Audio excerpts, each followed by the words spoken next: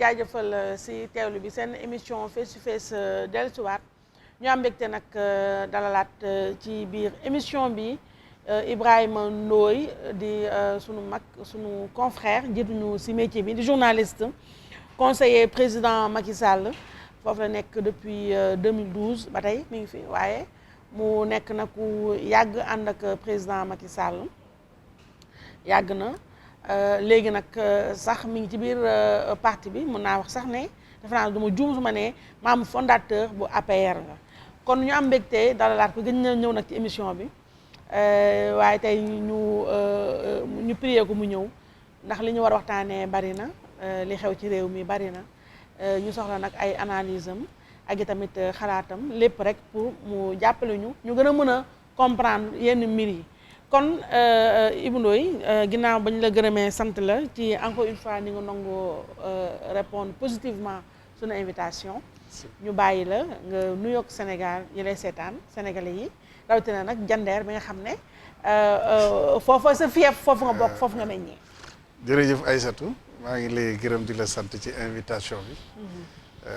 defe naa ni grande émission bu mel ni yow laa ko mujjoo defal xam naa ni di nga mën lu tax doo dem ci rajo yeeg ak télé yeeg yooyu da wax lu bari waaw mais comme ku la invité moom ku ma invité moom su ma amee lu ma war a wax dinaa ko wax parce que comme nekkoon naa ci mbir mi xam naa lan mooy wut invité dafa xaw a metti waaw torop donc suñ ko mënee yombalal wallaay ndeysaan frère yi dañ ko war di def waaw di la gërëm di la sant di rafetlu toogaay bi ñu war a toog tey waxtaan di ñaan suñu borom yàlla def rek lépp luñ ci waxtaane ñu jàppe que ne luy war a mën a xalaat ni war na jëmale kanam réew mi rek ñu def ko noonu loolu rafet na Ibou Ndoye ñu door émission bi nag par évidemment rendre hommage di gërëm sama mbokku jandeer yi nag di leen wax ñu toog jandeer moom bu si kanamee di nga si añ di nga ci reer macha allah kon ñu dooree émission bi rek ak rendre hommage sunu papa la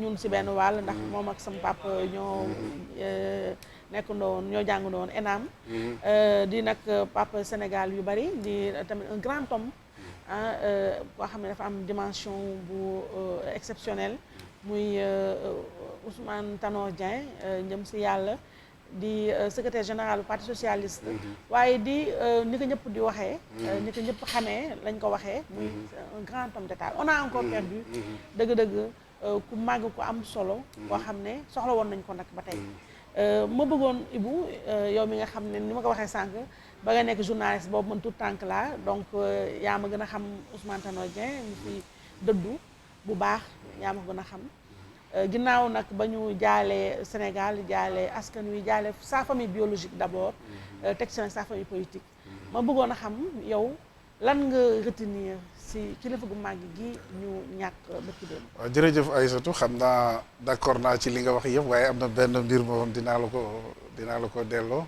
yaa ko gën a xam moom dina ma xaw a jafe xam naa ci moom tuuti rek mais comme ñu bari ci seen témoignage soo ko dégloo sax ku ci wax ba pare di nga yaakaar ni sax Ousmane Tanor Dieng yow rek la seq dëgg la comme ñoom les grands hommes comme ça ñi nga xam ni yenn niveau yi am nañ ko ci fonctionnement état depuis ci seen carrière donc xaw ci maandu ci loolu am na ci solo waxal rek li nga sëq ak moom ak li nga xaq ak moom waaye boo ko yaakaaree ne rek di yow rek yaa ko xam souvent da ngay dina nekk erreur ci lu bari man Ousmane Tanor Dieng monsieur le président suma compagnonnage ak moom ak lien yi nga xam ne yàlla def na ko boole na ma ko ak moom 1996 la démarré booba président Abdou Diouf def ko premier secrétaire du parti socialiste mooy le fameux congrès sans débat boobu ñuy wax sax te loolu mën nañ ci waxtaanaat parce que yaakaar naa ni congrès bu fi am débat bëriwul waaw dëgg la comme moom la ñu koy mandargal waaw booba journal Témoin la nekkoon mu nekk quelqu'un boo xam ni ak notre frère Mamadou Oumar Ndiaye ils étaient très liés Oumar wooma dans le secret de son bureau mun ma Ibrahima Tanor vraiment suma xarit la te président Abdou Diouf dénk na commission boo xam ni ça va être extrêmement difficile parce que parti socialiste moom fi ñu toll nii coow li bari na. Il va falloir nga di ko accompagner. te yow laa bëgg tous les reportages sur le président Ousmane Tanor Dieng nga di ko def maa ngi fàttaliku le premier meeting bu mu def. meeting de départ Touba la déparé. soxna May Mbacké mu Serigne Touba. yàlla na yàlla yokk taal ci leeram. boole ko Serigne Mahfous doomam. jox ko oto Mercedes. ñu dugg ci ki nga xam ne mooy Boudama Sall moo ko accueillir à Thilmakha. le premier reportage boobu ci laa njëkk def ak Tanor. compagnonnage boobu nag yàlla def mu continuer. même bi mu nekkee ci opposition bi. en 2000 fin 2000 ba 2001 fin 2001. ba ni may rentré moi j'étais aux États-Unis dëkk bu ñuy wax Greensboro en Caroline du Nord. def naa fa pratiquement 1 an. bokk naa ci man Ibou Ndoye foofu à cette période là ñu daan campagnal pour ñu jël rox mi tekk ci loxol Ousmane Tanor Dieng. donc daaw ma def politique. mais sympathie bi ak relation bi yeggoon na foo xam ni. man daanaa dugg sax di woo sama mbokku immigré yeeg suñu gars yi. naa leen fi ñu jëm day defe naa jàppale ku mel ni Ousmane Tanor Dieng. mu yor réew mi baax na ci di jox ay qualité yu bari. li ma xam ci moom. donc déjà loolu yàgg na 2000 li ma lay wax 2000 la ay novembre jëm ci kaw ak yooyu. parce que bokkoon na à l'époque. li tax sax ma génnoon ci dëkk bi dem. le premier gouvernement de Abdoulaye Wade Macky Sall bokk ci le président Macky Sall bii tey. avril 2000 ba 2001 pratiquement ciy ñëw. à l'époque ñun on était très liés au président Macky Sall et sa famille donc c'était pas des liens politiques. mais ñun jàppoon nañu ñun ñi nga xam ne amoon nañu cofeel ci moom. c'était injuste muy diriger cadre PDS. ak son niveau de compétence ak fi mu yegg ba pare. ñuy former le premier gouvernement yow mi nga xam ne yaay diriger tous les cadres bokkuloo ci. à l'époque ñu bari jàppoon nañ ni c'est une injustice déjà. à l'époque donc man bokkoon naa ci ñi ko doon xalaat. Alioune Sall bi maa ngi koy woo à l'époque boobu maa ngi États-Unis jël suma téléphone man ko waxal grand bi la nuit est longue.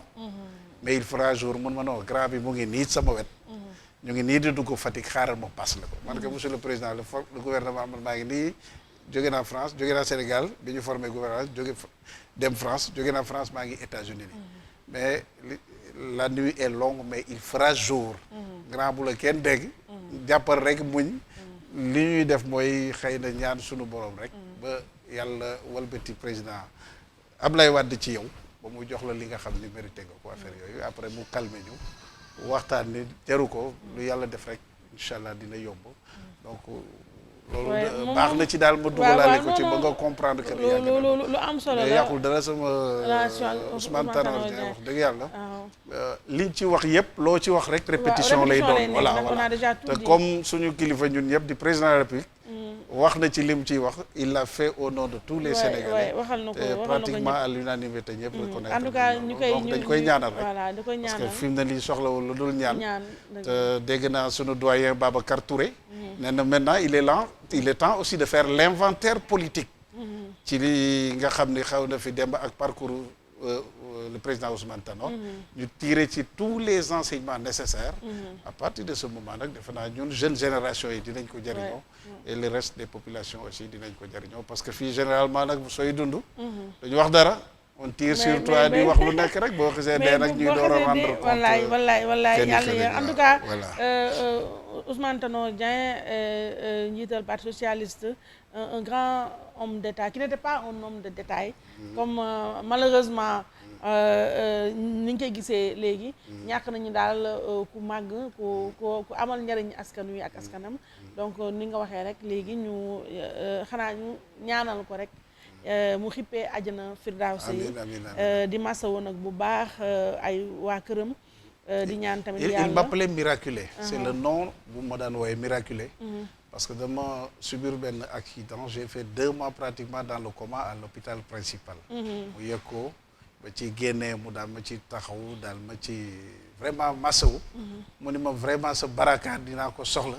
parce que tu es un miraculé avec tout ce que j'ai appris ni loolu moo nga xew loolu.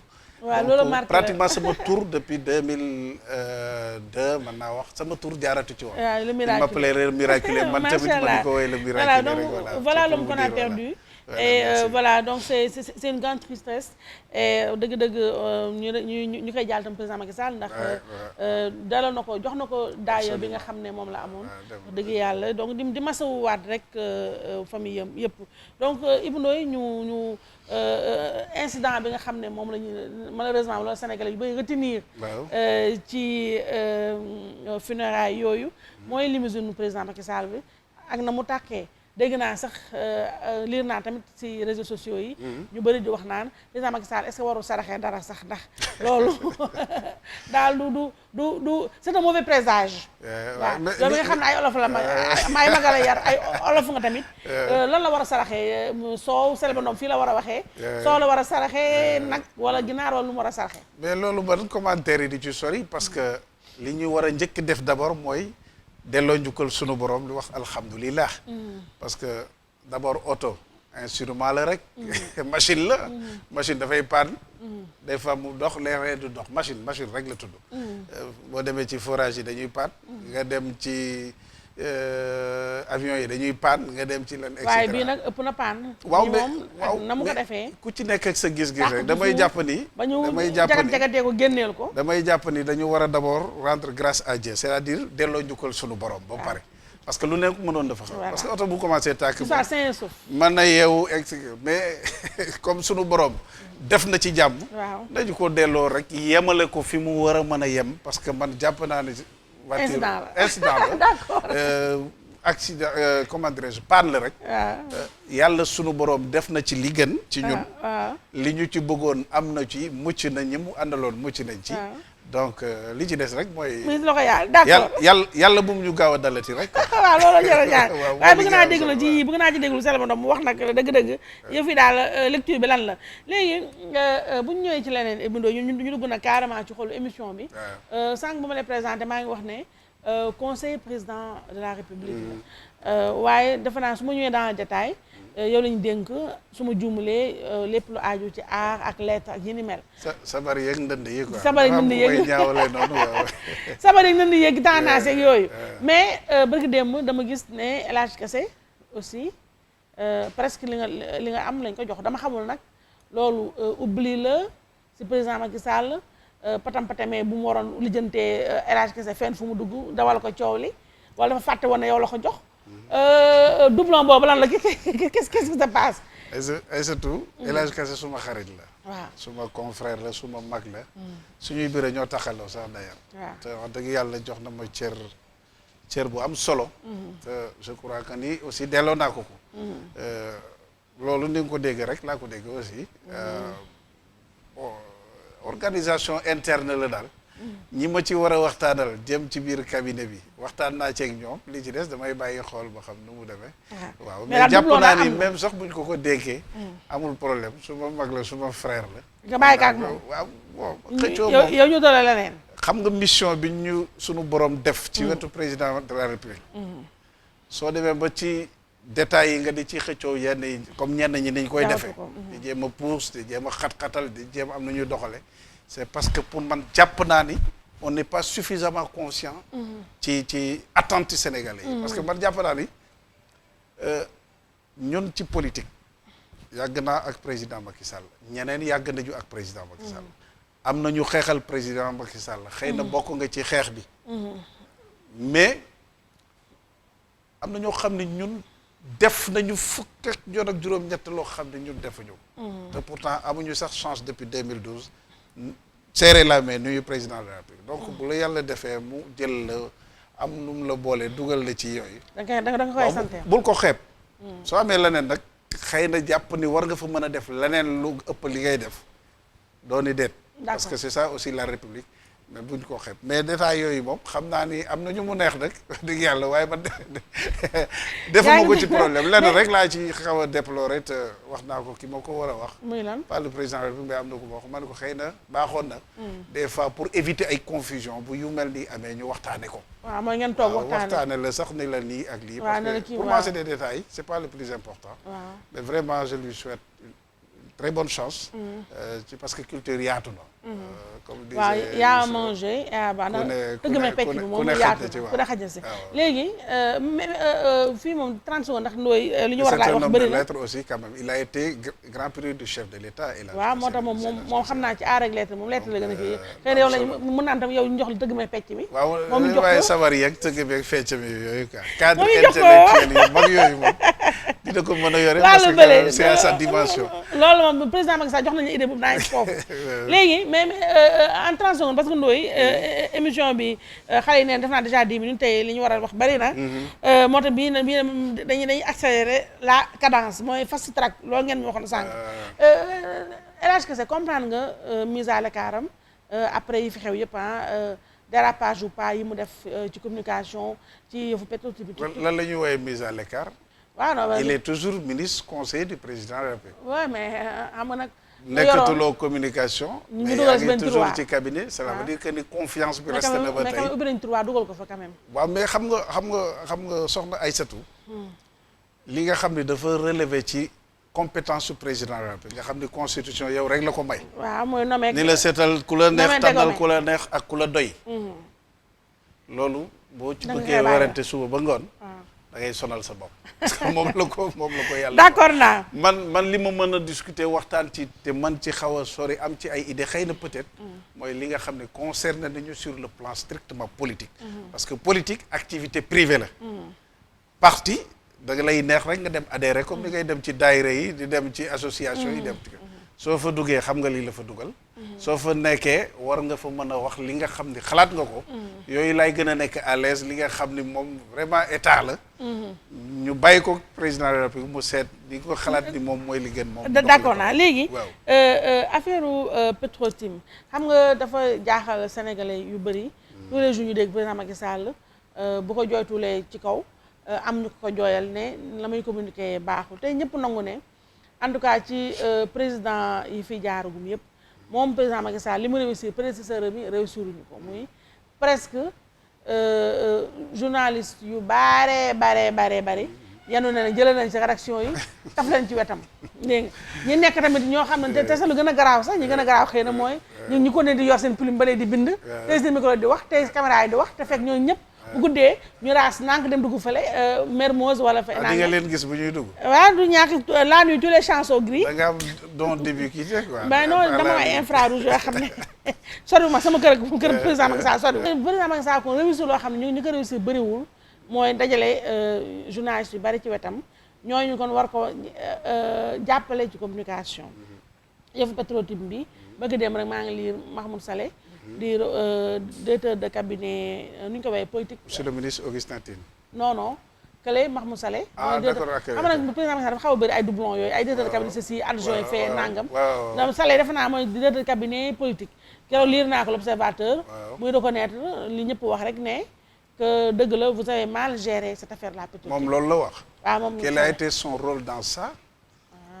parce que c'est des aspects politiques. oui parce que en face de nous.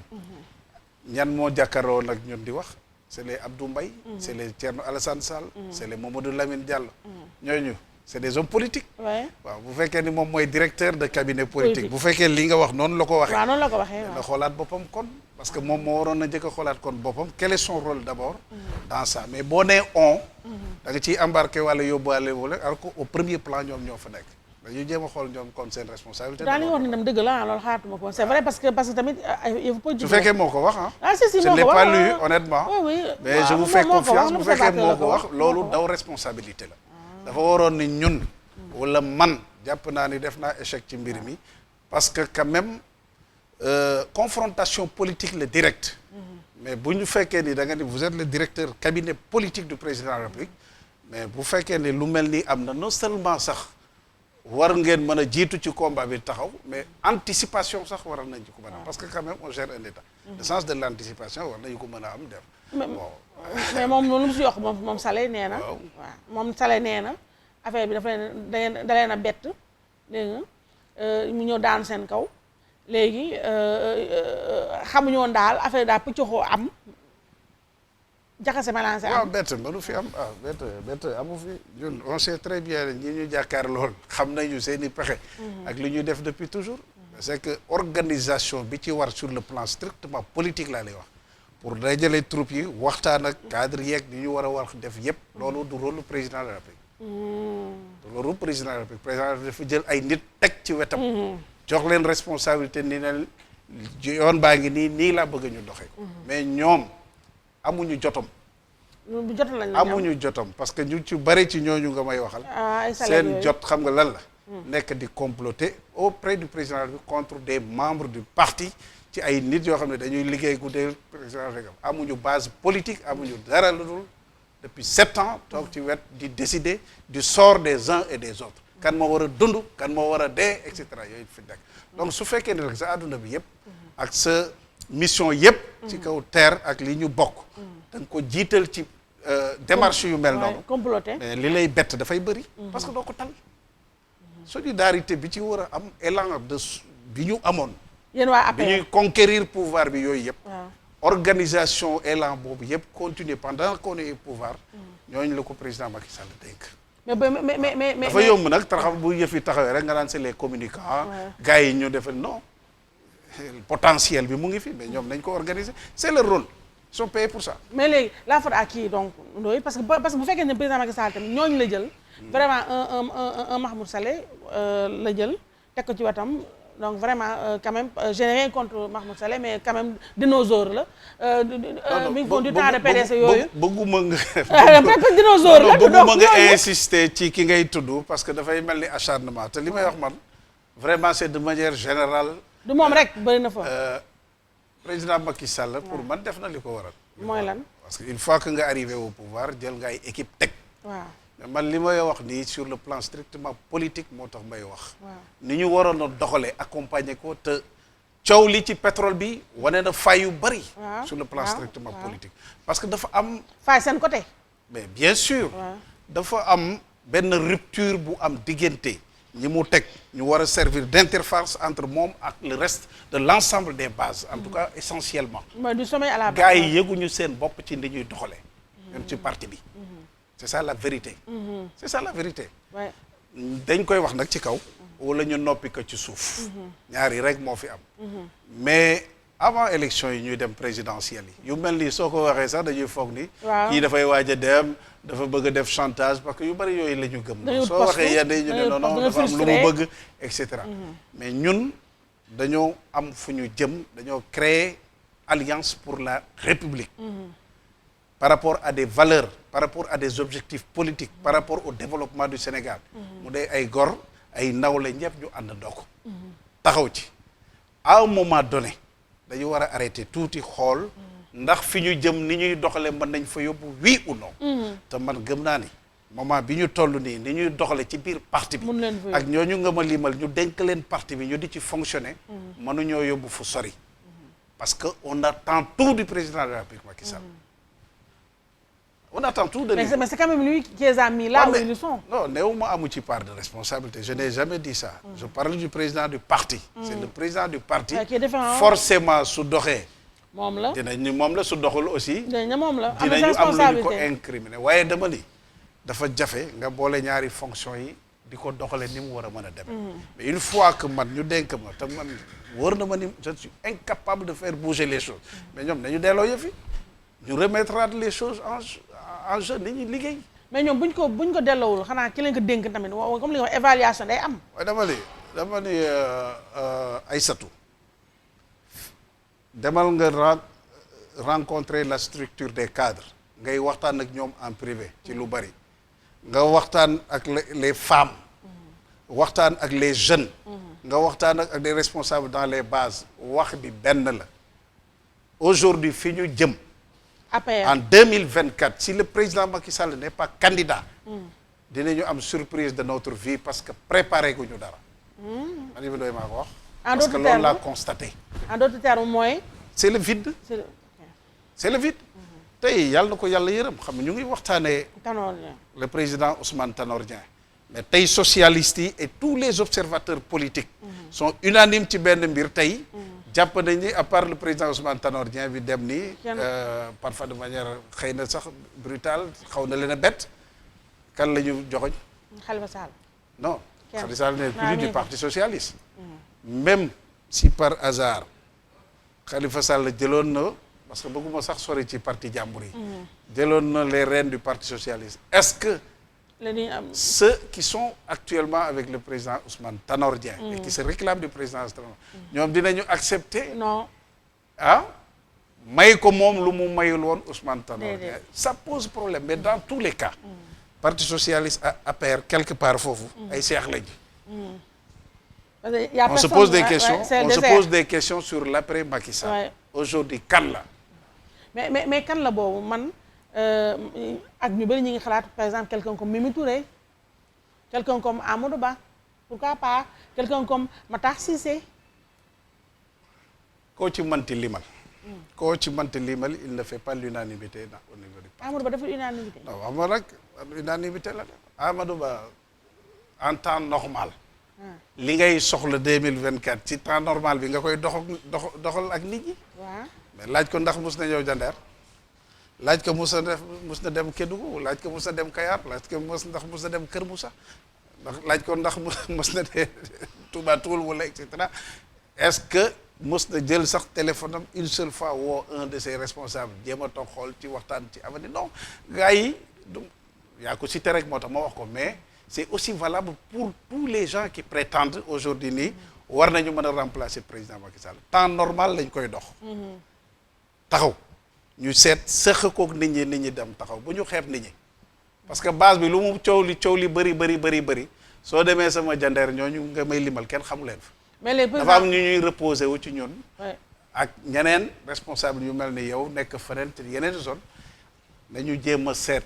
ma ni daw ca ba ngay ami tànk nan la ñu mën a composer ak nit ñi ñu waxtaane ko il ne faut pas qu'on ait peur du sujet tey jii Aïssatou demal nga def enquête nga waxtaan ak gars yi des fois damay gis ñu taxaw ci télé yi wala ñu taxaw di wax te en privé bu ñu waxee nga daw bëri na fi waaw mais affaire bi lan la waaye nañu wax kan lay doon mais léegi moom président Macky Sall tamit est-ce que moom warul joxoñ dut baaraam kenn kii la le président Macky Sall loolu yeggaguñu ci président Macky Sall pour man. mais war nga si yegg parce que. pour man 2024 ñëw na 2023. il est toujours président du parti. waaw il est toujours le responsable du parti. mais il sera plus.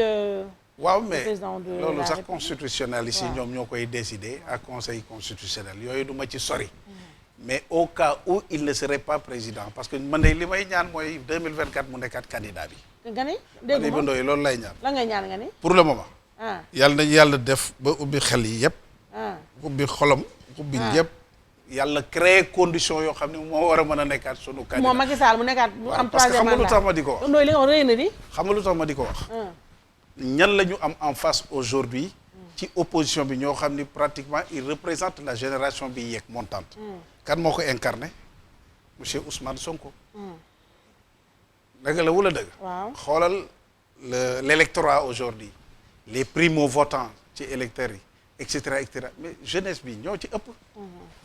jeunesse bi boo bëggee ñun ñu di ñu déglu mais doo jël ñenn ñi nga teg leen ci kanam. jiitu taxaw ñoom ci parti bi. dans le domaine politique. baax na ñoom tamit ñu am générosité. di xàll yoon bi tuuti paasal nit ñi encadrer. la génération suivante. nous avons droit à l'erreur. nous avons droit à toutes les imperfections. à tous les manquements am nañ ci droit. mais nañ ñu ko may ñu jël ko. dëgg la ñu encadrer ñu corriger ñu defal ñu def. bu ñu ko defal du ñu dem fenn. président Macky Sall en 2024. waaw loolu lu ma gëm la. waaye mais yow Ndoye ban parce que ban àddina nga ne. d'abord c'est loolu mën a waxee loolu Ndoye. non xaaral waxuma la loolu mooy am waxuma la loolu mais lay da nga ne def c'est man samay conviction personnelle la pourquoi parce que tout simplement. d'abord pour deux choses principalement remplacer président Macky Sall. au-delà du parti. waaw au-delà du parti. waaw gëm naa ni. Sénégal amul kenn ku mën a remplacer yoon yi mu koy teg nii di dem. waaw su ko yàlla dimbaliwaatoon mu tegoon ci beneen mandat yu bari dina jeex. mais loo xam ne defu ko moom en 7 ans. waaw defu ko en 5 ans. non nga bëgg ñu ko forcer beneen moom laay def sama yéene nag sañ naa ko wax. mais sa yéene boobu c'est entre ñaareel bi sur le plan strictement politique et partisan jëm suñu parti. waaw boo neexee nga wax ko. mais suñu dimbaliwul. waaw te tey jii gisuma lu togg su naree neex su baxee xeeñ waay. waaw waaye Aïssatou li ma lay wax demandeel nga def sondage. parce que bu dul président Macky Sall kan la wax ma kan la. mais Boun Abdallah nag. ah Boun Abdallah ndeysaan moom aussi dafa dans feebar tous les cas li ci am solo mooy nañ ñu ko teel a wax ne kii la. mais loolu kay mais wala ñi nga xam ne ñoom bëgg nañu. ñu ñu am fit taxaw. mais xanaa dañoo teel a manifesté wu mais pourquoi ñuy xaru di ko teel Amadou Ba ngi nii ba ko ñëpp xalaatee ci moom gis nga ni ñu ko nu mu mujjee. pàdd nañ ko fu ne ñëpp ñoo ko xalaat wala moom moo ko xalaat lan la ci. parce que c'est une responsabilité personnelle individuelle. mais yow ku mel ni Mimi Touré nag Mimi Touré elle te rassure pas des masses. su fekkee ne da nga ni man aw ma problème mu kër. waaw aw ma problème mu oto. samay doom casé naa leen. parce que ñu ci bari au responsable. waaw ñu placé leen ñoom ñëpp defar nañu ba mu naaj. waaw dëgg la. doo am benn vision prospective par rapport à la pérennisation pouvoir boo ko am. donc yow da nga daan jékki rek door fii ay coups def ay déclaration non. dañu war a toog waxtaane ko. d'accord naa. waxtaane ko. xalaat ni il y a 7 ans. on a des compagnons yu ci nekkoon reyante ba heure bii. gisaguñu seen bopp xëy na. ci ni ñuy jàppandi noonu la ñuy doxal. te yéen ñu jox leen lépp ngeen gérer seen bopp. mais il reste 3 ans. waaye c'est vrai bu defee 3 ans. ñun ñi nga xam ne yàlla def na sedd nañu dara. ñu bañ ko xeeb nag mais sedd nañu. mais nañu on pense aux autres. ouais donc war nañu mën a continuer. ouais reentewaat toogaat fi 10 ans 15 ans. Ouais. pour pouvoir donner la chance à tout le monde. ouais ñu avancer dem bu ñu ko d'accord. deful ce serait un échec lamentable. ouais te soxna Aïssatou gars yi ñu jàkkaar lool ci opposition bi. ouais ku ci dégg yenn discours yi di nga jàpp ne ñii. 2024 ku fi ñëw di nga créer problème sunu kilifa gi. waaw dëgg la. ah non. dëgg la Attention. fayonte vengeance. non xaw ma vengeance liy tudd xaw ma lu mu mën di doon mais dama ni. nañu seet nu ñu war a def. pendant qu'il est encore temps. daw ca ba ngay am tànn. d'accord léegi loolu responsabilité politique la parti bi dañu war a poser problème bi avoir le courage ñu waxtaane ko et puis trouver des pistes yoo xam ne de réflexion. je suis d'accord avec toi léegi pourquoi pas organiser ay primaires mais léegi sànq da nga wax loo xam ne ñi ko wax effectivement bari na muy manque de solidarité bu am ci APR. mooy nga wax ne coow li daf ko gën a fësal. dëgg la ku mel ne Aliou Sall. waaw dégg nañ ko fi mu ne mu ne moom noonam yu gën a mag. ñu ngi ci biir APR. jege président Macky Sall. ku mel ne Moustapha Diakhaté. mel ne ku koy tontu daane ne président Macky Sall dafa war a profité ci lii. dafa war a profité ci lii. waaw pour effectivement raxas entourage am génn ji képp koo xam ne nii famille am la. mbokkam la bu dee mbokk ñi ñu fiy joxoñ peut-être Aliou Sall lay doon ak Mansour Faye waaw. man d'abord sur le principe. waaw damay jàpp ni d'abord c'est des compagnons politiques. c'est des Sénégalais compagnons politiques ba ñuy reyante ñu taxaw. reyante ko ak ñoon boobu on ne se posait pas la question de savoir ndax bokk nañoo soxna Marème Faye wala bokk nañoo le président Macky Sall. yu bari defuñu ko. dafa am loo xam ni responsabilité individuelle la. nit ki mooy toog xalaat ni man xëy na lii su ma ko defee dina gën ci président dina gën ci ñun dina gën ci compagnonnage bi ñu def mais sur le principe waruñu leen a mën a refuser la possibilité d'exercer aux côtés de leur président du président de la République. parce que quand même Trump xëy na di nga mën a wax ni contexte yi bokkul mais gorom temps yi dégg nga ko diggante le dialogue israélo-palestinien moom le mettre en avant et cetera. Sarkozy l'a fait avec son fils et cetera et cetera. ak ñeneen ak IBK bi fi nekkoon dem. wala barke dem. le directeur de le président malien. je crois que su may information su fekkee ni baax na mën naa juum. son directeur de cabinet c'est son fils. il occupe ministre ak résultat ba ñuy produire. moom la ñu war a gën a mën a jiite. mais ñooñu ngay wax nag ni ñoo wax loolu. mais ñoom xam nañu fañ ko war a waxee mais du ci plateau télévision dañu dem waxee ko madame la première dame. ou le président Macky Sall. parce que quand même ñoom aussi autant mën nañu wax loolu autant mën nañu poser des questions sur ñoom parce que quand même aussi li ñuy reprocher gars yi ñun ba ñuy reyante avant 2012 di arriver au pouvoir gisuñu leen woon. buñ leen gisoon it. am na ci ñoo xam ne am na ci ñoo xam ne dañoo takk seen bagage dem ne dañu bokk fans club. loolu am na fi déclaration yi. jaxatee ko moom boobu pourtant bi ñu ñëwee responsabilité bu mag lañ leen jox ci pouvoir bi. waaw du seen légitimité politique parce que benn base politique boo leen mën a mandargal amuñu ko. ils sont pas élus ils n'ont jamais été élus. waaw donc ci baaxu ñooñu nag. ki ko def mais na nga gore mu war ko mën a def pour ñeneen. waaw man nekkuma ci logique sectariste boobu baaxul. et foofu dinaa dellusiwaat ci un problème boo xam ni pour wax la rek parfois perspective ak benn attitude courageuse bu président Macky Sall def. mooy bi mu maintenir ñoom Ousmane Tanor Dieng ñoom Moustapha Niasse mais suñu parti bi ñu bari d'accord ñu ci woon. waaw mais la stabilité bi ñu am. pendant 7 ans. sur le plan social ak cohérence yi ñu am ci décision yi ñu doon jël politiquement parlant et tout mais su fekkoon ni sacrifié wul woon ay militants def ouverture boobu mais tey gaw ma ni dinañ toogaat fii sax di wax ay deuxième mandat donc man aw moom problème yooyu par rapport à ça mais comme Aliou Sall wax mais li Aliou Sall wax ne waaw non yu gën a jege ñi ngi APR loolu tam doy na waar waaw loolu Alioune il est très informé Alioune frère président de la République la gis nga coow li lu mu mënti bëri am na loo xam ne nit ñi dañ ci war di mandu diggante mag ak rakk maandu rek la mu seq ak magam ba mu koy jox ay responsabilité ba ñu àggee foofu mën nañ cee bañ a sori mais sur le plan strictement académique ñun ñi ñëpp xam Alioune démb nekk ndoon ak moom démb nekk ay xaritam ñu bokk ci média bi ak yëpp ci diggante bi sur le plan académique laa lay wax de ak jàng yegg na ci foo xam ne ñun yegguñu fa parfois dañ koy fàtte nag aussi donc war na am capacité diriger mais man wax naa ko directement nee naa ko Alioune li ci des sa responsabilité personnelle la yow yaay xool li la gënal ak li nga jàpp ni moo gën nga def ko mais l'essentiel c'est d'être en phase avec votre frère parce que lii yëpp day jeex te gars yi ku la bàyyiloo sa mbokk tey na mbokkam mais gis nga audition yi ñi ngi continuer ba léegi fi nga xam ne mooy dikk moom ñëw na nijaay ba jaal na muy Timbo bu Pikine opposition bi tamit ñoom l'autre la Abdoul Mbaye Thierno Alassane Sall mi nga xam ne mutisme la fa oppose ak yeneen daal mais li nga xam ne moom la ñëpp jàpp mooy que enquête bi vraiment en réalité ça sert à rien du tout parce que dafa manqué de sincérité ba pare bëri na tamit ñu jàpp ne benn pièce de théâtre lañ ñuy joué boo xam ne finalité bi mooy ne setal Aliou Sall mu set raxas ko mu set ne deful dara finalement voilà donc moo tax honnêtement c'est pas très crédible d'abord setal nit ki mooy ku tax la ñuy setal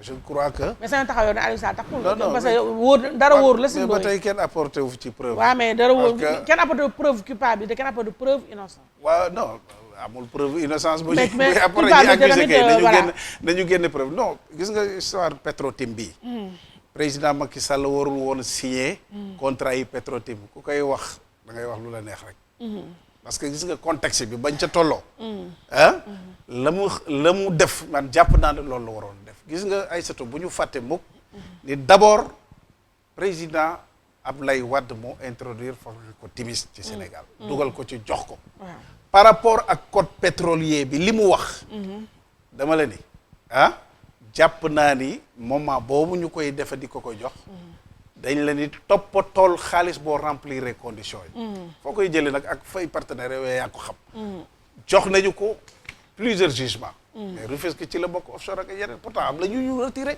parce que yooyu remplir critères yi ñu jël ko yooyu duñ ko wax président Macky Sall bi coow li bare ak yenn remarques yi am qu'est-ce qu'il a fait IGE la demandé ñu def lan enquête mais boo defee enquête ba pare am plusieurs éléments d'information nga boole kook li nga def mais loolu moo tax président Macky Sall moo ko motivé ci ñaari chose bi ci njëkk mooy ñu dem ATIE mooy structure boobu xam ne dafay toppatoo mbirum transparence ci mine yi ñaareel bi ñu réviser code pétrolier bi pourtant loolu c'est des actes forts su fekkee ne tenir loo compte rapport yeeg ak li nit ñi di wax mais doo ko def donc kenn mënatul tëju sa bureau jël jugement jox ko ku la neex mooy licence mënatul am léegi da ngay réviser da ngay def appel d'offres international au plus offrant ñu jéem a seet kan la ñu def ko loolu c'est des pas yoo xam ne def nañ ko te ñi nga xam ne ñooy wax dañu ko intégrer parfois ci wax ji donc la volonté est réelle elle est là le processus est transparent am na lu ñu ci def li ci def nag dañu ko bàyyi vraiment ak avenir ak le temps d'accord parce que buñ ci yegg def mais Aïssatou man daal li ma bëgg ñu waxtaane ko parce que yaa may invité tey li may ñëw nag xëy na bëri waaye tey wa daal mooy suñu avenir parti l'avenir de la majorité présidentielle est-ce que tey que ni muy fonctionner war nañ ko mën a continuer c'est des questions hyper intéressantes mais questions yi nga wax noonu xam nga c'est des questions hyper intéressantes. waaw donc mais bu fekkente ne dafa tomber dans l'oreille d'un sourd ndax comme ni may jàppee li nga wax sànq président Macky Sall bu dee dégluwul ñeneen ñi si se retrouve dans combinaison bu mel nii dans cette combinaison là finalement wax yi du servir à rien. mais kan moo la wax dégluwul xëy na mu joxe ay instructions wax gars yi te duñu ko appliquer wax naa la ñu on a un problème de bras politique aujourd'hui loolu la ñu am problème de bras politique la ñu am président Macky Sall ñaati yoon lay joxe ay instructions fii ay gars yi yor yëf yi te duñu ko appliquer. mais loolu nag. duñ fi jeex mais défiance boobu. duñ fi jeex défiance li mu war a def moom moo war a jël responsable. bu fekkee ni jàpp na ni nit ki amal na ko njëriñ ma def su loola fekkee ni nga jàpp na ni nit ki amal na ko njëriñ. amal na njëriñ réew mi. mu apprécier librement ba jël ni mën naa la ci jox benn exemple bu ndaw rek sur 1000 exemples. am na benn maire bu nekk Ndiayène Sira dans le département de Thiès Serigne Fallou Fall il est ambassadeur itinérant. nekkoon gagné ci PDS opposition ouverture bi tax mu ñëw président ànd ak moom. demal nga xool ko. bu delloo ci base am tey ñaati coow la fay am. véhicule bu mu dawal sax bu joxee instruction duñ ko jox. mais loolu président Macky Sall bu fekkente ne c'est des détails. bu fekkente ne moom dafay jox dama ko jël noonu de manière isolée mais de manière générale. dama lay wax ñooñu bañ ko def loo mais finalement. non dama lay wax ni loolu yebaate boobu lan la pourquoi ñëpp président Macky Sall jàpp naa ni li mu war a def ci lu bari def na ko.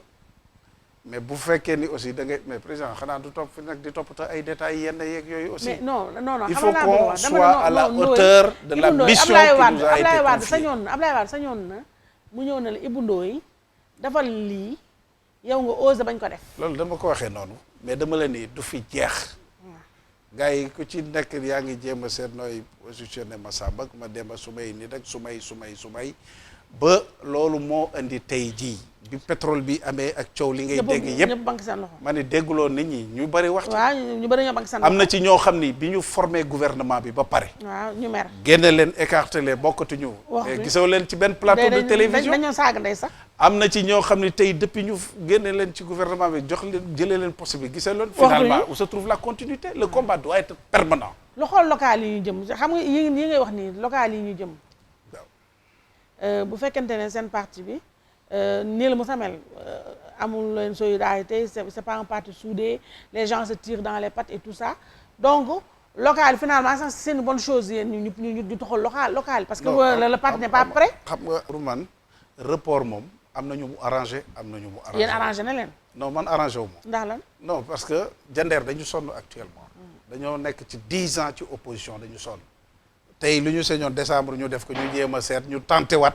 nan la ñuy def ba changer affaire yi waaw ñu même bu ma nekkul candidat mais ki fay nekkal fa président Macky Sall candidat nga au moins waaw mais dama ni même bu dul man ki fa nekk fi en phase avec la majorité présidentielle la ñu fa war a mën a def yëpp yeggali ko ci yéene ñu def ko mais mënuloo nekk yoru dëkk bu ndaw ba pare di nekk ci opposition dafay mais ba nekk opposition tamit président Macky Sall dafa war a jàppale la commune il a cette obligation là am na ñu mu arrangé wul mais à partir du moment classe politique bi d'accord nañ ci ñun ñëpp ça s'applique à nous.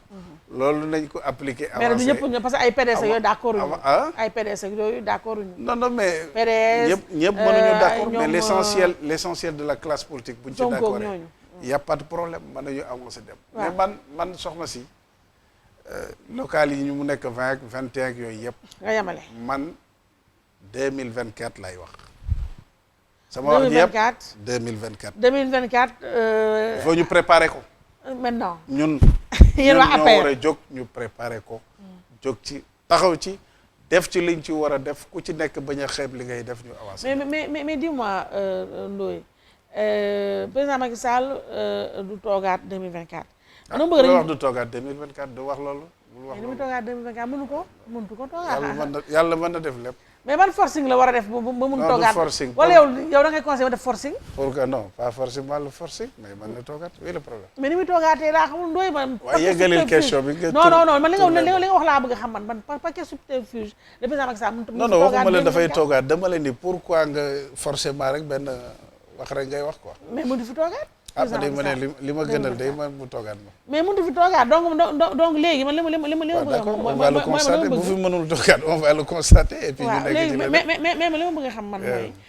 seen parti bi li nga wax léegi man loolu laa bëgg man nga tënkal ma ko. mu leer seen parti bi 2024 comme ni nga ko waxee gisoo kenn koo xam ne mun na fees place Macky Sall gisoo ko. non bu fekkee ni man gis naa ko. sax à titre personnel. waaw kan la. mais non dama ni bu fekkee ni woon sax gis naa ko. waaw dama la ni dans les faits. ci ni ñuy doxalee ak ni ñuy dundee. mënuñu ne kii la.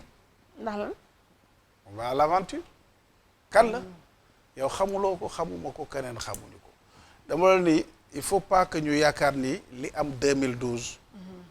ak ki nga xam ni mooy président Macky Sall mën nañu yeewu chaque jour ñu am un président Macky Sall mënul nekk. c'est un cas exceptionnel c'est un parcours exceptionnel. loolu laa wax te loolu laa gëm. président Macky Sall alpulaar la bu juddoo ci séréer yi. dëgg la wala dëgg. il a fait en 6 ans pratiquement de conseiller jusqu'à premier ministre président de l'Assemblée nationale. ministre Abdou Diouf amu ko. Senghor amu ko Abdoulaye Wade amu ko. te Afrique pour ne pas dire dans le monde c'est rare quelqu'un qui ait fait un parcours aussi vraiment consistant bu dëgër taxawee nii amul. donc loolu mbirum suñu borom dafa am lu muy organiser que noonu mais li nga xam ne nag c'est rationnel. yemoo lu ñu war a mën a def muy organisation à la limite suñuy possibilité. mooy waxtaan jéem a seet comme amuñu Macky Sall buy def unanimité ban Macky Sall demi Macky Sall sax la ñu war a mën a am. travailler ko ànd ak moom. mais kooku mën na nekk APR mën na nekk si benn bokk yaakaar. mën na bañ a nekk APR nekk si benn bokk yaakaar. mais dans tous les cas nañ ko waxtaanee. mais léegi waxtaan nañ ko dox mais pourquoi on doit tout attendre du président de la République. mais kan moo ko dox bu nekkul du président. mais ñi ñu dénk parti bi ñu ngi fi xam nga leen. mais ñu dénk parti bi kan la Mbaye Ndiaye la ko dénk. Mbaye Ndiaye sama xarit la bëgguma nga di ci wax sama kilifa la sama xarit la may président fan sa kilo Mbaye Ndiaye mais Mbaye Ndiaye mooy le directeur des structures. waaw mais Mbaye Ndiaye mosul def tournée nationale ci structures yi soo demee jandeer ni leen Mbaye Ndiaye ni Mbaye Ndiaye moo ñu fi indiloon teraanga ji pour suñu jumaa yi loolu lañ ci xam. mais dans l'organisation du parti bi du kenn ku la ciy wax ne Mbaye Ndiaye mos na fi ñëw mu ne du présidente des femmes bi fi jaar ba génne. Madame Badiane jigéen ñi xamuñu ko. soo demee jandeer di leen laaj présidente des femmes boo amul chance ay Mantoulaye Guèye lañ lay wax ay Maïmouna Kane ak yooyu parce que ñooñu ñoo fa daan ñëw xamuñu koy la jamais li mais kii nag kii wu cadre nag cadre ko géré Diouf Sarr en 2012 dañu nekkoon ci benn dynamique bu intéressante parce que lecture bi ñu ci war a am dañ ci war a am yàlla boole ñoo un homme qui a un parcours exceptionnel du wax naa la ko atu yooyu yëpp utiliser nañ ko liggéey ci sunu borom def ci li mu ciy def ñu arrivé au pouvoir mais contexte yi bokkul acteurs yi bokkuñu du dëgg comme acteurs yi bokkul contexte yi bokkul li ci des dañ prendre sur responsabilité nañ ko dox liñ ko dox mooy nañu organiser mbir bi organiser jeune bi organiser femme bi organiser yëpp taw ñu d'accord ci ñu am légitimité parce que li ma sentir tey te ça ne date pas de notre régime Sénégal de plus en plus dañuy inverser rôle yi on marche sur la tête maanaam la légalité gouvernementale moo lay pousser ngay wuti légitimité politique dañ lay nommer teg la fenn xamul foo génne ngay yeewu ne naa wuti base politique am naa sax ñu ma dégg ñoo xam ne léegi nee nañu sax dañu nekk candidat ci maire yi ci te mosuñu def politique ci seen loolu yabaate la loolu non waxuma la yabaate la man maa ko wax waxuma la yabaate la man maa ne yabaate la waxuma la yabaate la man maa ko wax dama la ni ñoom ñi koy def ñëpp waaw dañ ñoo yab am nañu ci mën a réussir c'est vrai am na ñu ko gëm am na ñu xam ni xëy na jàpp nañu mais bari na ci ñoo xam ni c'est juste pour le maintien de leur position et loolu aussi ça pour politique da ngay gëm ànd ak nit ñi nekk en phase ak nit ñi di reyante ak nit ñi loo am bokk ko ak ñoom taxaw ci ak ñoom mais bu fekkee dañ la ko defal tout simplement je connais des ministres des anciens ministres actuellement depuis ñu génne leen gouvernement bi seen mouvement yeeg seen affaires yeeg ñenn ñi ils se sont arrangés ba ñu yóbbu leen ci ay institutions internationales ak yooyu dem nañ seen yoon ñenn ñi ñu ngi jéem a seet nu ñuy demee ci ay ambassades yi dem toog ñooñu xalaatuñu suñu avenir ñu dëgg la nag Ndoye li nga wax. est-ce que dégg nga fi may waxee. bu non baax non a dégg baax naa bu baax. donc dañu leen a sédd te ñooñu ma lay limal gisoo ci woon kenn en 2008 ou 2009 2012. quand on se battait. gisoo leen dëgg la. waaw ñëw nañu frex dugg nañu am nañu ay position jàppante ci. am na nag ak dernier mandat Macky Sall bi moom Macky Sall dina commencé gis yeneen kanam yu bees léegi émission bi jeex na. jeex na waaw jeex na malheureusement mais man li ma la bëggoon laaj. waaw dernier bi mooy yow Ndoye yow déjà tu n'es plus journaliste léegi politicien nga mais RTS yow kii sama grand race dafa dàqoon wala. gis nga nag Aïssatou boo duggul woon ci waxu RTS dina ma jaaxal. di nga ñëw ba fi ba dem. RTS sama kër la te bul ma jaxase ak ñoom. mais race da laa dàq. non du dàq sax mbir mi du dàq. ay kii la rek ay situation bu ma fa amoon. ñu ñëw yenn ko dindi ko c'est-à-dire que yow bu ma dugal ci ay détails. mais comme vraiment li may wax ni moo ma ëppal solo. waaw moo ëppal solo ça c'est un sort individuel. mais man looloo ma ça ne pèse pas par rapport déedéet man damaa bëgg xam ak li ma bëgg ñu loo def race ba race. non non bul personnaliser débat bi. waaw mais pourquoi bul ko tudd RTS mooy sama directeur ca kër ga. waaw fi ñuy wax RTS moom mooy sama kilifa foofu. waaw vraiment bëgguma nga wax ci yenn. waaw administrativement on a des problèmes. waaw c'est quoi le problème parce que même RTS quand même wax dëgg yàlla ba ma fay taxaw di reyante pour que président Macky Sall ñu taxaw boobu gars yi bëriwuñu woon. waaw bu ñu bëree woon it beneen côté ba ñu ci bëri ci la ñu nekkoon. bon sooy vivre loolu nga yeewu benn jour statut ba nga fa amoon ñu wekki ko sànni ko. de manière injuste et volontairement pour rey la foofu yooyu rek. maa ngi koy vivre vraiment. actuellement yaa ngi koy vivre ba tey. absolument ça me fait extrêmement mal. mais c'est demoon naa sax ba porter plainte contre RTS. ah ouais yeggoon naa sax ba foofu mais comme kilifa yi demandé nañ ma naa retiré naa maa suspendre teg. mais bon mais Ibou Ndoye man foofu laa comprendre léegi yow ban situation nga fa amoon ak ba ñu. non non Aïssatou loolu détail la. non non du mais waaye yow nag. mais Ibou dimbali Ndoye ma ngir yàlla détail bañ ma dugal ci. non wala yow da ngaa ragal mais race fi ñu toll mënut a mise à pied mënut a def dara. la lu ko neex na def. waaw waaw léegi dama la laaj xoolal dama ko ragal ñemewuma ko lu ko neex na def. léegi tu es content mais non mais pourquoi nga ragal race man loolu laa comprendre loo ragal ci race. lan la mooy sama kilifa. mooy sa kilifa waaw mooy sama kilifa waaw loolu la yàlla def.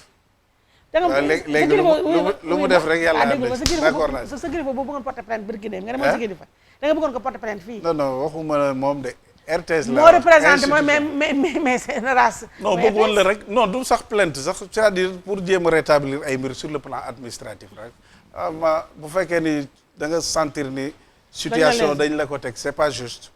mais te yow boobu ma xam lu ma jaaxal. loolu détail la par rapport à la mission bi ñu yor non non bàyyi ma si mission wax nga si ba pare. fii conseil non Ndoye wax nga ci mission ba pare man xam nga lu ma bëgg a xam émission bi jeex na maa aussi nga même une minute léegi dama ne man damaa bëgg a xam loolu parce que man journaliste laa ba léegi xam nga yow nekkatoo journaliste mais man ba tey journaliste laa day def enquête doo ñëw ci plateau télévision non fii laa def enquête parce que man def naa enquête ba pare fii yow ba pare man dama bëgg a def RTS laa bëgg a def moo tax may sóoraale tuuti xool situation foofu nu mu demee bala maa pëtaxlu moo tax ma lay laaj léegi man li ma bëgg a xam mooy yow bala raas di pes noonu fekk na yow yaa ngi pale mais loolu détail la ce n'est pas pourquoi yow nga nekk pale wala raas de la pes non oui ma rek c'est détail la par rapport ak lii nga xam ni un temps soit peu teg nañu ko teg le conseil du président loolu détail la wax ma ci loolu ak l'avenir du pays ak wax nga ci ba pare Ibou Ndoye émission bi parce que ba mu bëggee dugal ci détails yi da nga koy sonal rek yàlla waaw yow bu Macky Sall pare waaw fooy del doo dellu RTS bien sûr waaw moo tax may doo ko commencé léegi lijjanti léegi sa affaire doo ko lijjanti léegi yàlla sunu borom moom lu mu def rek mooy li ngeen bàyyil noonu rek parce que quand ma wax la man barki dem moom ba ma seetaanee ndeysaan sama grand boobu ma koy nuyu xaali Seck mu toog ñu jox ko journalu xaaju guddi boobu dégg nga ak xaali nga xam ne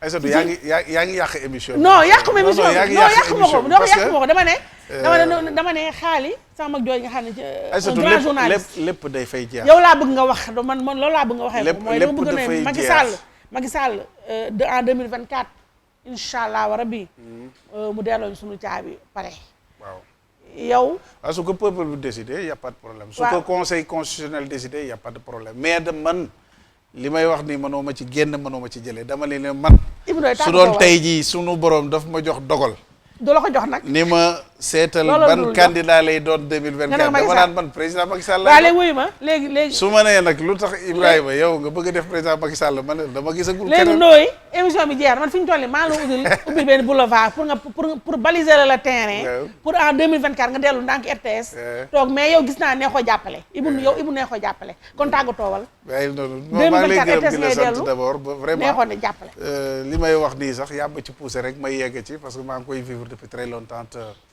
je n'en fais pas pour autant. waaw mais man je suis sensible à ça parce que injustice la aussi n'est-ce pas. mais réew mi daal moo ëpp solo. bàyyil ñu waxtaan ci réew mi. waxtaan ci sama jandeer bële. man defe naa loolu su ma ci waxtaanee ak suñu parti bi. parce que man dafa bëgg APR. APR ci suma xol la nekk.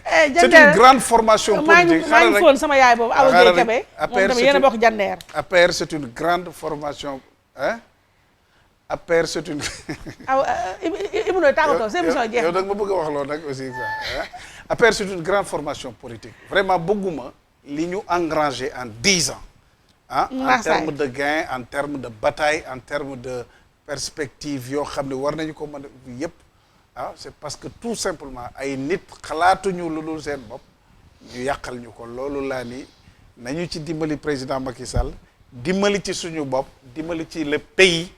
parce que gëm naa ni ñi fiy wax yëpp ñu dem candidat yi fi taxaw yëpp opposition tout confondu yi ñu fi nekkal yëpp